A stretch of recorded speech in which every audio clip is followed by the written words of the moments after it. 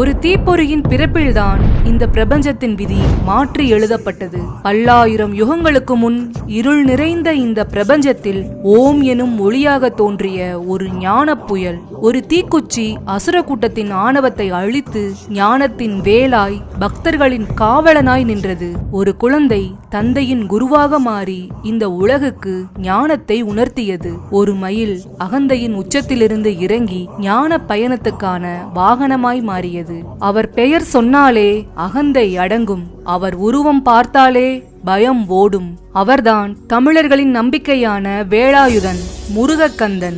அன்பும் வீரமும் அழகும் கலந்த தமிழ் கடவுள், நம் எல்லார் உள்ளங்களிலும் நிறைந்திருக்கும் ஞானப்பழம். முத்துக்குமரன், ஆறுமுகன், வேலவன், கந்தன், இத்தனை பெயர்களை கொண்ட ஒரே கடவுள் நம் முருகப்பெருமான். இந்த வீடியோல நம்மளோட முருகனை பத்தி, அவரோட பெருமைகளை பத்தி, அவர் எப்படி தமிழர்களின் வாழ்க்கையோட பின்னி பிணைஞ்சிருக்காரு, எத்தனையோ வலிமையான பறவைகள் இருக்க ஏன் மயிலையும் சேவலையும் வாகனமாவும் கொடியாவும் மாத்திக்கிட்டாரு, எத்தனையோ ஆயுதங்கள் இருக்க ஏன் வேல் மட்டும் அவருக்கு ஆயுதமா அமைஞ்சதுன்னு விரிவா பார்க்க போறோம். வீடியோக்குள்ள போறதுக்கு முன்னாடி உங்களுக்கு முருகனை பிடிக்கும்னா வீடியோக்கு ஒரு லைக் பண்ணிட்டு ஓம் சரவண பவன்னு கமெண்ட் பண்ணுங்க. எம்பெருமான் முருகன் எப்படி பிறந்தார்னு நம்ம எல்லாருக்குமே தெரியும். ஆனா அதுக்கு முன்னாடி நிறைய விஷயங்கள் நடந்துச்சு. ரொம்ப காலத்துக்கு முன்னாடி தட்சன், காஷ்யபர்னு 2 பிரம்ம ரிஷிகள் பிரம்மாவை நோக்கி கடுமையா தவம் செஞ்சாங்க. அந்த தவத்துல தட்சன் தனக்கு அரச வாழ்க்கை வேணும்னு கேட்டு அதையே அடைஞ்சாரு. காஷ்யபர் நான் ஒரு முனிவராவே இருக்கணும்னு சொல்லி அதே மாதிரி ஒரு வாழ்க்கைய தேர்ந்தெடுத்தாரு. தட்சனோட தவத்துக்கு பலனா உலகத்துக்கே தாயான சக்தி தேவியே அவருக்கு மகளா பிறந்தாங்க. ஆதி அந்தம் இல்லாத சிவபெருமான் தட்சனுக்கு மருமகனா வந்த பெரிய பாக்கியமும் தட்சனுக்கு கிடைச்சது. யாருக்கும் கிடைக்காத பெரிய பேரு அவனுக்கு கிடைச்சும் அவன் கர்வத்தால சிவபெருமான மதிக்காம அழிஞ்சு போயிட்டான். காஷ்யபரோ தவம் பண்றப்போ மாயைன்னு ஒரு அழகான பெண்ணை பார்த்து அவ மேல ஆசைப்பட்டு தன்னோட தவத்தோட பலனை முழுசா தொலைச்சிட்டாரு. அவளோட சேர்ந்து பிள்ளைகளை பெத்துக்கிட்டாரு. காஷ்யபரும் மாயாவும் மனித உருவத்தோட இருந்தப்போ பிறந்தவன் தான் சூரபத்மன். அவங்க யானை முகத்தோட கூடினப்போ பிறந்தவன் தாரகாசுரன். அதுக்கப்புறம் சிங்க முகத்தோட இருந்தப்போ சிங்கமுகாசுரன் பிறந்தான். தனக்கு பிறந்தவங்க எல்லாருமே அசுரர்கள்னு தெரிஞ்சதும் காஷ்யபர் ரொம்பவே கவலைப்படுறாரு. அவர் தன்னோட மகன்களை கூப்பிட்டு, உலகத்திலேயே ரொம்ப உயர்ந்தவர் சிவபெருமான், நீங்க அவர் எந்த காரணத்துக்காகவும் பகச்சுக்காதீங்க. அவரை நோக்கி தவம் செஞ்சு அவர்கிட்ட வேணுங்கிற வரங்களை வாங்கி வாழ்க்கைய நல்ல முறையில வாழுங்கன்னு அறிவுரை சொல்றாரு. அது மட்டும் இல்லாம சிவபெருமான மதிக்காம இருந்த தட்சனோட கதையையும் சொன்னாரு. காஷ்யபர் சொன்னதை கேட்ட அவரோட மகன்கள் 3 பேருமே இன்னையில இருந்து சிவபெருமான் தான் எங்கள் தெய்வம், நாங்க அவரையே கும்பிடுறோம்னு சொன்னாங்க. அதுக்கப்புறம் தந்தையோட அறிவுரைப்படி அவங்க 3 பேரும் சிவபெருமான நோக்கி தவம் செஞ்சாங்க. அவங்களோட கடுமையான தவத்துல மகிழ்ந்து போன சிவபெருமானோ அவங்களுக்கு வரம் கொடுக்கறதுக்காக வந்தாரு. சிவபெருமான பார்த்த சந்தோஷத்துல அவங்க 3 பேரோட மனசுலயும் பேராசைங்கிற ஒரு மாயை உள்ள நுழைஞ்சிருச்சு. அவங்க தந்தை சொன்ன அறிவுரைய மறந்துட்டாங்க. 1008 உலகங்களையும் 108 அண்டங்களையும் ஆள்ற வரத்தையும் அது கூடவே சாகாத வரத்தையும் கேட்டாங்க. இதை கேட்டதும் சிவபெருமான், சூரபத்மா, நீ கேட்ட முதல் 2 வரங்களையும் தரேன், ஆனா சாகாத வரம்னு ஒண்ணு இந்த பூமியில பிறந்த எந்த உயிருக்கும் கிடையாது, அதனால உனக்கு உன் மரணத்தை தேர்ந்தெடுக்கக்கூடிய வரத்தை தர்றேன்னு சொல்றாரு. உடனே சூரபத்மன் கர்வத்தோட தான் ரொம்ப புத்திசாலின்னு நினைச்சுக்கிட்டு, சாமி, பெண்ணுக்கு பிறக்காத ஆனா பெண்ணுக்கு மகனா இருக்கிற ஒருத்தனாலதான் எனக்கு முடிவு வரணும்னு கேட்டான். அதே மாதிரி வரம் கொடுத்துட்டு சிவபெருமானும் மறைஞ்சிட்டாரு. அப்போல இருந்து சூரபத்மனோட அட்டகாசங்கள் ஆரம்பமாச்சு. தன்னை அழிக்கிறதுக்கு யாருமே இல்லைங்கிற கர்வம் அவனோட கண்ணை மறைச்சது. முனிவர்களையும் ரிஷிகளையும் ரொம்பவே கஷ்டப்படுத்துறான். தேவர்களையும் நவ கிரகங்களையும் கூட அடிமையாக்கி சிறையில அடைச்சிடுறான். தேவலோக பெண்களுக்கு அவன் பண்ண கொடுமைகளை சொல்லவே முடியாது. அசுரர்கள் இந்திராணியையும் சிறையில அடைக்க முயற்சி செஞ்சப்போ அவ தன்னை ஒரு பூவா மாத்திக்கிட்டு அங்க இருந்து தப்பிச்சிட்டா. அவனோட கொடுமைய பார்த்து எல்லா உலகங்களுமே நடுங்குச்சு. மழையும் காற்றும் வெயிலும் கூட அவனை கேட்டுட்டு தான் அவங்கவங்க வேலையை செய்யணும்னு ஒரு நிலைமை. அப்போ நாரதர் பிரம்மாவையும் மகாவிஷ்ணுவையும் கூட்டிக்கிட்டு கைலாயம் வந்தாரு. அங்க உலகாளும் ஈசன் கிட்ட தேவர்களோட நிலைமைய சொல்லி எங்களை காப்பாத்துங்கன்னு கேட்டாரு. சிவபெருமானுக்கு ஈசானம், தத்புருஷம், அகோரம், வாமதேவம், சத்யோஜாதம்னு 5 முகங்கள் இருக்கு. அதோட ஞானிகள் மட்டுமே பார்க்க முடிகிற ஒரு முகமா அதோ முகம்னு சொல்லப்படுற ஞான முகம் இருக்கு. ஒவ்வொரு முகத்திலையும் இருந்து ஒரு நெருப்பு பொரிய வர வச்சு அத தன்னோட நெத்தி கண்ணால வெளியிட்டாரு. அந்த கணத்துல உலகமே ஒரே வெப்பமயமா மாறிடுச்சு. அந்த வெப்பத்தை தாங்க முடியாத பார்வதி தேவி அங்க இருந்து ஓடுனாங்க. அவங்க ஓடுற வேகத்துல அவங்க கால்ல அணிஞ்சிருந்த கொலுசுல இருந்த நவரத்னங்கள் சிதறி போச்சு. அந்த நவரத்னங்கள்ல நெருப்போட வெப்பம் பட்டு அதுக எல்லாமே நவ வீரர்களா உருவானாங்க. அக்னி பகவான் அந்த நெருப்பை கொண்டு போய் சரவண பொய்கையில சேர்த்தாரு. அங்க அந்த நெருப்போட வெப்பம் தணிஞ்சது. அழகான 6 தாமரை மலர்கள்ல 6 குழந்தைகள் சிவப்பு நிறத்துல ஜொலிச்சிட்டு இருந்தாங்க. அவங்கள கார்த்திகை பெண்கள் 6 பேரும் எடுத்து பால் கொடுத்து வளர்த்தாங்க. அன்னை சக்தி தன்னோட சக்திகளை அவங்களுக்கு கொடுத்தாங்க. அதனால அந்த பெண்களுக்கும் தெய்வாம்சம் கிடைச்சது. பார்வதி தேவி அந்த 6 குழந்தைகளையும் சேர்த்து அணைக்கிறப்போ 6 முகங்களும் 12 கரங்களும் கொண்ட ஒரே குழந்தையா, அதாவது 6 முகனா மாறினாரு. இதனாலேயே இவருக்கு கந்தன்கிற பேரும் வந்துச்சு. ஸ்கந்தன்னா ஒன்னா சேர்ந்தவன்னு அர்த்தம். அதுக்கப்புறம் முருகன் சிவபெருமானோட உத்தரவுப்படி தன் பிறப்பின் நோக்கத்தை நிறைவேற்ற சூரபத்மனோட 6 நாட்கள் போர் செஞ்சு அசுரர்களை வதம் செஞ்சாரு. இத நான் உங்களுக்கு சுருக்கமா சொல்லிருக்கேன். முருக பெருமானோட அவதாரத்தை தெளிவா தெரிஞ்சுக்கணும்னா நம்ம சேனல்ல கந்தபுராணம் வீடியோ அப்லோட் பண்ணிருக்கோம். அதோட லிங்க கமெண்ட் பாக்ஸ்ல பின் பண்றேன். எல்லாரும் மிஸ் பண்ணாம அந்த வீடியோவை பாருங்க. கண்டிப்பா உங்களுக்கு பிடிக்கும். இப்போ முருகனுக்கு இருக்கிற பெயர்களோட பெருமையை பத்தி பார்க்கலாம். முருகப்பெருமான் பிறந்தது வைகாசி மாசம் விசாக நட்சத்திரம் பௌர்ணமி அன்னைக்கு. அதனால அவருக்கு விசாகன்னு ஒரு பேர் இருக்கு. அவர் சிவபெருமானோட ஜோதியோட மறு உருவம். வேதத்தோட வடிவமா இருக்கிறதுனால அவருக்கு சுப்பிரமணியன்னு பேரு. எப்பவுமே இளமையா இருக்கிறதுனால குமரன். ரொம்ப அழகா இருக்கிறதுனால முருகன். முருகன்னா அழகுன்னு அர்த்தம். முருகனோட பேரு ஒரு பெரிய ரகசியத்தை உள்ளடக்கினது.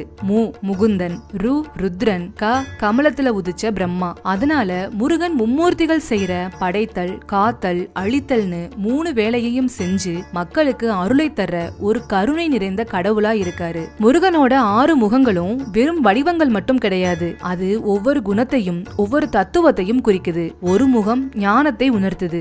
அறியாமைங்கிற இருளை நீக்கி அறிவை வெளிச்சமா காட்டுது. ஒரு முகம் பேரழகை காட்டுது. இளமையும் பொலிவும் நிறைந்த அவரோட அழக இது குறிக்குது. ஒரு முகம் வீரத்தை குறிக்குது. அசுரர்களை அழித்து நல்லவர்களை காப்பாற்றுகிற அவரோட வல்லமையை இது உணர்த்துது. ஒரு முகம் பக்தர்களுக்கு அருள் கொடுக்குது. தன்னை மனசார வணங்குறவங்க எல்லாரையும் காக்குற கருணை உள்ளத்தை இந்த முகம் காட்டுது. ஒரு முகம் தன்னோட பக்தர்களை காத்து அவங்களுக்கு மோட்சத்தை தர்றத குறிக்குது. ஒரு முகம் வேள்விகள், யாகங்கள், பூஜைகள் இதையெல்லாம் ஏற்றுக்கிற குணத்தை குறிக்குது. இந்த 6 குணங்களையும் கொண்டவர் தான் முருகப்பெருமான். அதனாலதான் அவரை வணங்குறப்போ நமக்கு முழுமையான ஞானமும் அருளும் வெற்றியும் கிடைக்கும். முருகனோட 6 முகங்களும் மற்ற தெய்வங்களோட சக்திய உள்ளடக்கியதா பார்க்கப்படுது. ஒரு முகம் மகாவிஷ்ணுவை குறிக்குது. விஷ்ணு பகவான் மாதிரி முருகனும் உலகை காக்குற தொழில்ல ஈடுபடுறாரு. 2வது முகம் அக்னி பகவான குறிக்கும். அக்னியை போல முருகனும் ஒளியா இருந்து இருளை, அதாவது அறியாமைய அழிக்கிறாரு. 3வது முகம் தத்தாத்ரேயரை குறிக்கும். தத்தாத்ரேயர் மாதிரி முருகனும் முழுமையான ஞானத்தை உணர்த்துபவர். 4வது முகம் பிரம்மதேவரை குறிக்கும். பிரம்மனை போல முருகப்பெருமானும் படைக்கும் தொழில மேற்கொள்வத இது குறிக்கும். 5வது முகம் சிவபெருமான குறிக்குது. சிவபெருமானோட 5 முகங்களை போலவே முருகனும் அழித்தல், காத்தல், படைத்தல், அருளல், மறைத்தல்னு 5 தொழில்களை செய்யறாரு. 6வது முகம் கந்தன், அதாவது முருகனை குறிக்குது. மற்ற தெய்வங்களோட அம்சங்களை உள்ளடக்கி முழுமையா அருள் செய்கிற கந்தனோட முகம்தான் இது. இப்படி முருகன் மற்ற தெய்வங்களோட சக்திகளையும் உள்ளடக்கி முழுமையான கடவுளா இருக்காரு. முருகு அப்படின்னா அழகு, இளமை, இயற்கையான மனம். இந்த 3 குணங்களும் இணைஞ்சவர் முருக கடவுள். அதனாலதான் அவருக்கு முருகன் அப்படின்னு பேரு. முருகனோட ஞானம் எவ்வளவு பெருசுனா தன்னோட தந்தைக்கே பிரணவ மந்திரத்தோட பொருளை சொன்னவர் அவரு. அதனாலதான் அவர் சுவாமிநாதன்னு அழைக்கப்படுறாரு. முருகன் வெறும் கடவுள் இல்ல, நம்ம கலாச்சாரத்தோட அடையாளம். தேவர்களை காப்பாத்த சூரபத்மனை அழிச்சவர். ஒரு படை தளபதியா அவரோட வீரம் நமக்கு தன்னம்பிக்கையை கொடுக்குது. இதுல ஒரு சுவாரஸ்யமான விஷயம் என்னன்னா, முருகன் படை தளபதியா பொறுப்பேற்றப்போ தேவர்கள் அவரோட வீரத்தை பார்த்து வியந்து போனாங்க. அசுரர்களை ஒரு நொடியில அழிக்கிற சக்தி இருந்தாலும் அவங்களுக்கும் திருந்துறதுக்கு ஒரு வாய்ப்பு கொடுத்து இன்று போய் நாளை வான்னு சொன்னாரு. இறுதியில பகைவனா இருந்தாலும் அவனையும் ஆட்கொண்டு தன்னோட வாகனமாவும் கொடியாவும் மாத்திக்கிட்டாரு. முருகனோட அழகுக்கு மயங்காதவங்க யாருமே இல்ல. அதனாலதான் அவருக்கு குமரன்னு பேரு. திருச்செந்தூர் முருகன், பழனி முருகன், சுவாமிமலை முருகன்னு ஒவ்வொரு கோவில்லையும் ஒவ்வொரு விதமான அழகு. வள்ளி தெய்வானை கூட இருக்கும் போது ஒரு அழகு, பால முருகனா இருக்கும் போது இன்னொரு அழகு. சிவபெருமானை தன் மகன் கிட்ட பிரணவ மந்திரத்தின் பொருளை கேட்டு தெரிஞ்சுக்கிட்டது முருகனோட ஞானத்துக்கு சாட்சி. ஓம் எனும் பிரணவ மந்திரத்தோட அர்த்தத்தை முருகப்பெருமான் தன் தந்தையான சிவபெருமானுக்கு உபதேசம் செஞ்சாரு. அதனால அவரை ஞான பண்டிதன், சுவாமிநாதன் சுவாமிநாதன் அழைக்கிறாங்க. முருகன் ஒரு பக்கம் ஞானியா, மறுபக்கம் ஒரு போர் வீரனா, இன்னொரு பக்கம் குழந்தை ரூபமா பல குணங்களோட இருக்காரு. அவர் கையில இருக்கிற வேல், மயில் வாகனம், இது எல்லாமே அவரோட வீரத்தையும் அநியாயத்தை எதிர்த்து போராடுற குணத்தையும் காட்டுது. சூரபத்மன்கிற அரக்கனை அழிக்க சிவபெருமானோட நெற்றிக்கண்ல இருந்து தோன்றினவர் முருகன். அவர் வாகனமா இருக்கிற மயில் வெறுமனே ஒரு பறவை கிடையாது, அது சூரபத்மனோட ஒரு அம்சம். ஒரு அரக்கனையே தன்னோட வாகனமா மாத்தி தன்னோட கட்டுப்பாட்டுல வச்சிருக்காரு. பழனி ஆண்டவரா ஒரு குழந்தை மாதிரி கோபப்பட்டு ஆண்டியா நின்னது அவரோட குழந்தை மனசுக்கு ஒரு உதாரணம். ஒரு ஞான பழத்துக்காக அண்ணனான விநாயகர் கிட்ட தோத்ததுமே கோபப்பட்டு கைலாயத்தை விட்டு பழனி மலைக்கு வந்தவரு. ஆடம்பரம் எதுவுமே இல்லாம தண்டத்தோட நின்னவரு எவ்வளவு எளிமையானவர்னு நமக்கு காட்டுது. தன்னை தேடி வர்றவங்களை பயப்பட வேண்டாம்னு சொல்லி அருள் தர்ற கருணை உள்ளம் கொண்டவர் முருகப்பெருமான். பக்தர்கள் அவரை தேடி எந்த உயரத்துக்கும் எந்த தூரத்துக்கும் பயணிக்கிறதுக்கு காரணமே அவரோட கருணை தான். சங்க காலத்துல குறிஞ்சி நிலத்தோட கடவுளா முருகன் தான் இருந்தாரு. மலைகளும் மலை சார்ந்த இடங்களும் குறிஞ்சி நிலம்னு சொல்லுவாங்க. குறிஞ்சி நில மக்கள் அதாவது வேடர்கள் முருகப்பெருமான தங்கள் தலைவனா பார்த்து வழிபட்டாங்க. அந்த காலத்து மக்கள் முருகனை வெறியாட்டமாடி வழிபட்டாங்க. முருகனை புகழ்ந்து குரவை பாடி ஆடுறது அவங்களோட வழக்கம். மலைகள்ல வேட்டையாடுறப்போ கிடைச்ச பொருட்களை முருகனுக்கு படைப்பாங்க. இந்த குறிஞ்சி நில மக்கள் ரொம்பவும் தைரியசாலிகள். அவங்க வில்வித்தையில சிறந்து விளங்குனவங்க. குறிஞ்சி நிலத்துல கிடைக்கிற தேன், தினை மாவு இதெல்லாம் வச்சு முருகப்பெருமானுக்கு படைப்பாங்க. இந்த கதைகளை எல்லாம் கேக்குறப்போ நமக்கு முருகனோட வாழ்வும் தமிழர்களோட வாழ்வும் எப்படி பிரிக்க முடியாத அளவுக்கு ஒன்னோட ஒண்ணு கலந்திருக்குன்னு தெரியும். முருகனை சேயோன்னு சொல்லுவாங்க. இதுக்கு காரணம் சிவந்த நிறம் கொண்டவன்னு அர்த்தம். முருகன் சிவந்த நிறத்தோட இருக்கிறதுனால இந்த பேர் அவருக்கு வந்துடுச்சு. சேய்னா குழந்தைன்னு ஒரு அர்த்தம் இருக்கு. முருகப்பெருமான் சிவபெருமானோட குழந்தை, அதனால அவரை சேயோன்னு சொல்றாங்க. இந்த பேரு சங்க இலக்கியங்கள்ல நிறைய இடங்கள்ல பயன்படுத்தப்பட்டிருக்கு. முருகனோட அறுபடை வீடுகள் அவர் செஞ்ச முக்கியமான வீர செயல்களோட தொடர்புடையது.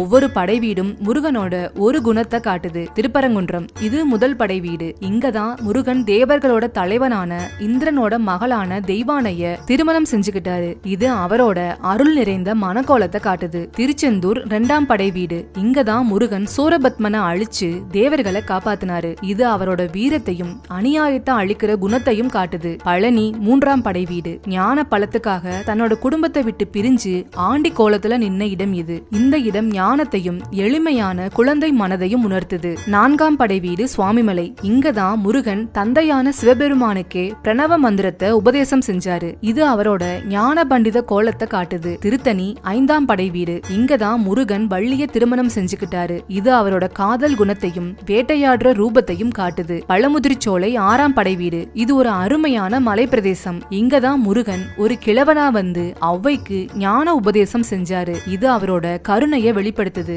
முருகனை வழிபடுறது பெரும் சடங்கு மட்டும் இல்ல, இது நம்ம மனசை சுத்தமாக்குற ஒரு வழி. முருகனை வழிபடுற சரவணபவங்கிற 6 எழுத்துக்களை கொண்ட ஒரு சக்தி வாய்ந்த மந்திரம் இருக்கு. இந்த 6 எழுத்துக்களுக்கும் 6 பெரிய நன்மைகள் இருக்கு. இந்த எழுத்து லட்சுமி தேவியோட அருளை கொடுக்கும். இத சொன்னா பண பிரச்சனை தீரும், செல்வ வளம் பெருகும். இந்த எழுத்து சரஸ்வதி தேவியோட அருளை குறிக்குது. இத சொன்னா அறிவு வளரும், கல்வியில வெற்றி கிடைக்கும்.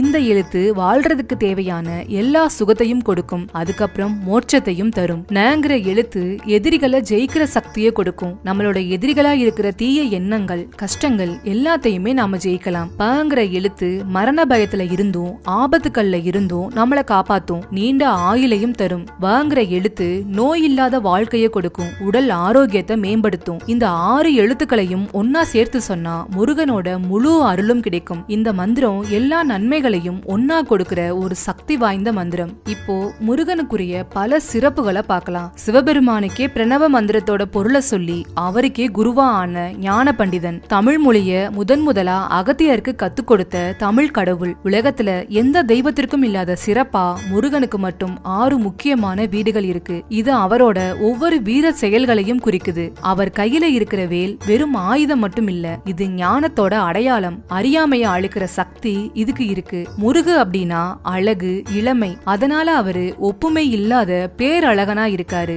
ஆணவம், கண்மம், மாயைங்கிற 3 கெட்ட குணங்களை மயிலா மாத்தி அதை தன் வாகனமா ஆக்கிக்கிட்டாரு. பழனியில அவர் ஞான பழத்துக்காக ஆண்டி மாதிரி நின்னது அவரோட எளிமையையும் குழந்தை மனசையும் காட்டுது. 6 தீப்பொறிகள் சேர்ந்து 6 முகங்களும் 12 கரங்களுமா ஒரே திருவுருவமா 6 முகனா நின்னாரு. வள்ளிய திருமணம் செஞ்சுக்கிறதுக்காக வேட வீரன் மாதிரி வேஷம் போட்டாரு. இது அவரோட காதல் குணத்தை காட்டுது. ஞானத்தை யாருக்குமே சொல்லி கொடுக்காத கிழவன் மாதிரி வந்து அவ்வைக்கு ஞான பழம் கொடுத்து அருள் செஞ்சாரு. முருகப்பெருமானுக்கு பார்வதி தேவி தன் கையால வேல் கொடுத்தாங்க. அதனால அவர் சக்திதரன்னு அழைக்கப்படுறாரு. ஆன்மாக்களுக்கு பற்றுக்கோடா இருக்கிறவரு. சூரபத்மனோட வலிமைய அழிச்சதால ஸ்கந்தன் அப்படின்னு சொல்லப்படுறாரு. அருணகிரிநாதர முத்தமிழால் வைதாரையும் வாழ வைப்பான் முருகன்னு சொல்ல வச்சதே முருகனோட சிறப்பு தான். சிவபெருமான், பார்வதி, முருகன் இந்த 3 பேரோட கலவைதான் சோமாஸ்கந்தர் வடிவம். இது முருகனோட தனிப்பட்ட சிறப்பு. இப்போ முருகப்பெருமானோட ஆயுதமா இருக்கிற வேல் பத்தி பார்க்கலாம். அவர் கையில இருக்கிற வேல்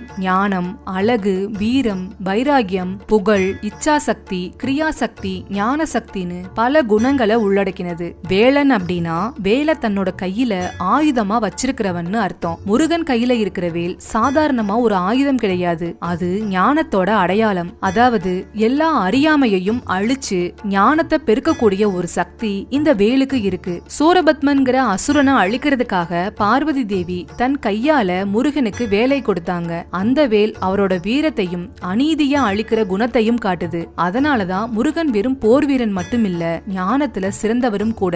இப்படி தன்னோட ஞானத்தையும் வீரத்தையும் குறிக்கிற வேலாயுதத்தை எப்பவுமே கையில வச்சிருக்கிறதுனாலதான் முருகனுக்கு வேலன்கிற பேரும் வந்துச்சு. முருகன் வேலை எடுத்ததுக்கு முக்கியமா 2 காரணங்கள் சொல்லப்படுது. சூரபத்மன்கிற அசுரனை அழிக்கிறதுக்காக பார்வதி தேவி தன்னோட சக்திகளை எல்லாம் ஒண்ணு திரட்டி அதை ஒரு ஆயுதமா மாத்தி முருகனுக்கு கொடுத்தாங்க. அந்த ஆயுதம் தான் வேல். அதனால வேல்ங்கிறது ஒரு ஆயுதம் மட்டும் இல்ல, அது அன்னை பராசக்தியோட வடிவமாவே பார்க்கப்படுது. வேல் ஞானத்தோட வடிவமாவும் இருக்கு. வேலோட நுனிப்பகுதி கூர்மையா இருக்கும், நடுப்பகுதி அகலமா இருக்கும், அடிப்பகுதி ஆழமா இருக்கும். இது என்ன சொல்லுதுன்னா ஒருத்தரோட அறிவு கூர்மையா விசாலமா அதே சமயம் ஆழமாவும் இருக்கணும்னு சொல்லுது. முருகன் கையில இருக்கிற வேலுக்கு பல சிறப்புகள் இருக்கு. வெல் அப்படிங்கிற வினைச்சொல்லுல இருந்துதான் வேலுங்கிற பெயர் வந்துச்சு. அதனால வேல் அப்படின்னா வெற்றின்னு அர்த்தம். அதை ஏந்தினவங்களுக்கு அது நிச்சயமா வெற்றியை கொடுக்கும். அதனாலதான் வெற்றி வேல்னு சொல்லுவாங்க. ஒருத்தரோட மனசுல இருக்கிற கெட்ட எண்ணங்கள், ஆணவம், அறியாமை இதையெல்லாம் அழிக்கிற சக்தி அந்த ஞான வேலுக்கு இருக்கு. முருகனை மனசார நம்பி வணங்கினவங்களுக்கு எந்த ஆபத்து வந்தாலும் முருகன் வர்றதுக்கு முன்னாலேயே வேல் போய் அவங்கள காக்கும் அப்படிங்கிற ஒரு நம்பிக்கை இருக்கு. வேலுண்டு வினையில்லைன்னு சொல்றது இதனாலதான். முருகனோட சிலைகள் இல்லாத சில கோவில்கள்ல வேலை மட்டும் வச்சு வணங்குற வழக்கம் இருக்கு. வேல் வழிபாட்ட சக்தி வழிபாடுன்னு சொல்லுவாங்க. ஏன்னா இது பார்வதி தேவியோட அம்சம். இப்போ மயிலையும் சேவலையும் முருகன் தனக்கு வாகனமாவும் கொடியாவும் எடுத்துக்கிட்டதுக்கான காரணத்தை பார்க்கலாம். முருகனுக்கும் சூரபத்மன்கிற அசுரனுக்கும் பெரிய போர் நடந்துச்சு. அந்த போர்ல சூரபத்மன் பல வடிவங்களை எடுத்து முருகனோட சண்டை போட்டான். கடைசியா ஒரு பெரிய மாமரமா மாறி நின்னான். அப்போ முருகன் தன் கையில இருந்த வேலாயுதத்தால அந்த மாமரத்தை 2ஆ பிளந்தாரு. அப்போ சூரபத்மன் முருகனோட ஞானத்தை உணர்ந்து தன்னோட தப்ப மன்னிக்கும்படி வேண்டிக்கிட்டான். உடனே முருகப்பெருமான் அந்த மாமரத்தோட 2 பாகத்துல ஒரு பாகத்தை மயிலாவும் இன்னொரு பாகத்தை சேவலாவும் மாத்தினாரு. அவர் செஞ்ச இந்த அற்புதத்தால சூரபத்மன் ஆணவம் நீங்கி சாதுவா மாறினா. அதுக்கப்புறம் மயில தன்னோட வாகனமாவும் சேவல தன்னோட கொடியாவும் வச்சுக்கிட்டாரு. இப்படித்தான் மயிலும் சேவலும் முருகனுக்கு உகந்த பறவைகளா மாறுச்சு. இந்த மயில் சேவல் 2மே பறவைகள் மட்டும் கிடையாது. இதுக்கு பின்னாடி சில தத்துவங்களும் இருக்கு. முதல்ல மயில் அழகுக்கு எடுத்துக்காட்டு. ஆனா அது அழகோட மட்டும் இல்லாம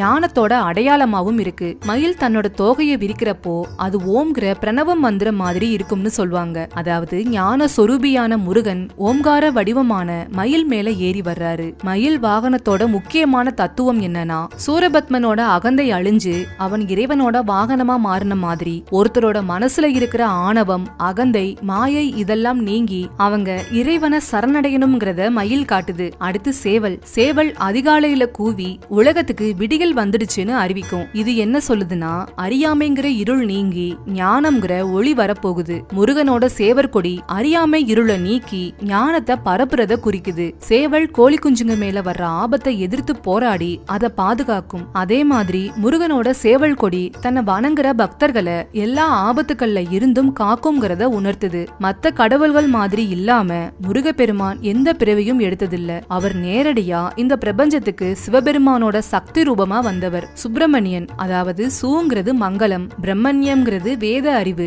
இந்த சொற்கள்ல இருந்துதான் சுப்பிரமணியன்கிற பேர் வந்திருக்கு. இதுவும் முருகன் பிறப்புக்கு அப்பாற்பட்டவர்ங்கிறத உணர்த்துது. பொதுவா முருகனோட சிலைகள்ல நிக்கிற மயில் தன்னோட ஒரு காலால பாம்பை மிதிச்சுக்கிட்டு இருக்கிற மாதிரி இருக்கும். இந்த பாம்பும் வெறுமனே ஒரு உருவம் இல்ல, இதுவும் ஒரு தத்துவத்தை நமக்கு உணர்த்துது. பாம்பு ஆணவம், ஆசை, பொறாமை, பொய்ங்கிற தீய குணங்களோட அடையாளம். மயில் அந்த பாம்பை மிதிக்கிறது முருகப்பெருமான் தன் பக்தர்களோட மனசுல இருக்கிற இந்த தீய குணங்களை அழிச்சு ஞானத்தையும் நல்ல எண்ணங்களையும் தருவாருங்கிறத குறிக்குது. இயல்பாவே மயிலுக்கு பாம்பு எதிரி. மயில் பாம்பை அடிச்சு சாப்பிடும். ஆனா முருகன் கிட்ட இவங்க 2 பேரும் ஒன்னா இருக்காங்கன்னா அதுக்கு பின்னாடியும் ஒரு தத்துவம் இருக்கு. மயில்ங்கிறது சூரபத்மன்கிற அசுரனோட அகந்தை, ஆணவம். முருகன் அந்த அகந்தைய அழிச்சு அதை தன்னோட வாகனமா ஆக்கிக்கிட்டாரு. அதே மாதிரி பாம்பு மனித மனசுல இருக்கிற தீய எண்ணங்களோட குறியீடு. முருகன் தன்னோட ஞானத்தால இயற்கையில எதிரிகளா இருக்கிற மயிலையும் பாம்பையும் சமாதானப்படுத்தி ஒன்னா வச்சிருக்காரு. அதாவது பகைமையின் குறியீடான பாம்பையும்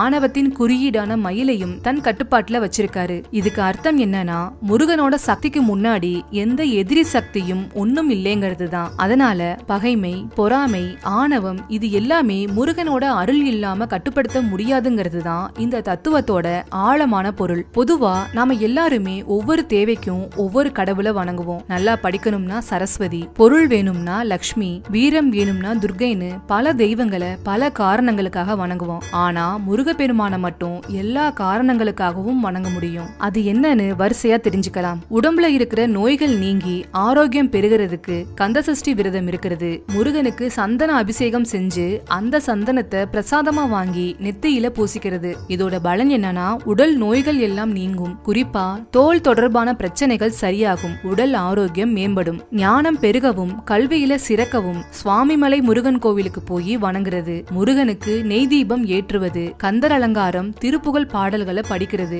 இதோட பலன் கல்வியில மேன்மை உண்டாகும், அறியாமை நீங்கி ஞானம் பெருகும். மாணவர்களும் நல்ல மதிப்பெண் வாங்கி வாழ்க்கையில சிறப்பா இருப்பாங்க. தொழில் வளம் பெருகி செல்வம் பெருக திருச்செந்தூர் முருகன் கோவிலுக்கு போய் கடல் நீராடி முருகனை வணங்கணும். கந்தசஷ்டி கவசம் தினமும் சொல்லணும். இதுக்கான பலன் தொழில்கள்ல இருந்த தடைகள் நீங்கும், செய்கிற காரியங்கள்ல வெற்றி கிடைக்கும், பணவரவு அதிகரிக்கும், செல்வம் பெருகும். திருமணம் நடக்கவும் குழந்தை பாக்கியம் பெறவும் திருத்தணி முருகன் கோயிலுக்கு போய் வணங்கணும். செவ்வாய்க்கிழமைகள்ல முருகனுக்கு செவ்வரளி மாலை சாத்தி விரதம் இருக்கணும். இதுக்கான பலன் திருமண தடை நீங்கும், நல்ல வரன் அமையும். குழந்தை பாக்கியம் இல்லாதவங்க முருகனை மனசார வணங்கினா நல்ல குழந்தை பெரு கிடைக்கும். வீரம் பெருகவும் பயம் நீங்கவும் வழிபாடு. பழனி முருகன் கோயிலுக்கு போய் காவடி எடுக்கிறது, வேலாயுத வழிபாடு செய்யறது. இதுக்கான பலன் மனசுல இருந்த பயம் குழப்பம் நீங்கும், தைரியம் உண்டாகும், வீரம் பெருகும், எதிரிகளை வெல்ற பலமும் கிடைக்கும். இப்படி ஒவ்வொரு தேவைக்கும் ஏத்த மாதிரி முருகனை வழிபட பல வழிகள் இருக்கு. நம்ம தேவைக்கு ஏத்த மாதிரி வழியை தேர்ந்தெடுத்து முருக பெருமான வணங்கினா அவன் அருள் கண்டிப்பா நமக்கு கிடைக்கும். இவ்ளோ நேரம் நீங்க முருகனோட கதையை கேட்டது வெறும் பொழுதுபோக்கு இல்ல. உங்க வாழ்க்கையில ஒரு பயம் வந்தா, ஒரு குழப்பம் வந்தா, இல்ல ஒரு கஷ்டம் வந்தா அது எல்லாமே சூரபத்மன் மாதிரி ஒரு மாயை. முருகன் தன் வேலாயுதத்தால சூரபத்மனை எப்படி அழிச்சாரோ அதே மாதிரி உங்க மனசுக்குள்ள இருக்கிற ஞானம்ங்கிற வேல் எல்லா பயத்தையும் எல்லா குழப்பத்தையும் அழிக்கும். இந்த வீடியோ முடிஞ்சதும் உங்க மனசுக்குள்ள ஒரே ஒரு குரல் மட்டும் ஒலிக்கட்டும், அதுதான் வெற்றிவேல் வீரவேல். உங்களுக்கு இந்த பதிவு பிடிச்சிருந்தா வீடியோக்கு ஒரு லைக் பண்ணிட்டு உங்க ஃப்ரெண்ட்ஸ் எல்லாருக்கும் ஷேர் பண்ணுங்க. மறக்காம நம்ம சேனலை சப்ஸ்கிரைப் பண்ணிட்டு உங்களோட எண்ணங்களை கமெண்ட்ல சொல்லுங்க. நன்றி.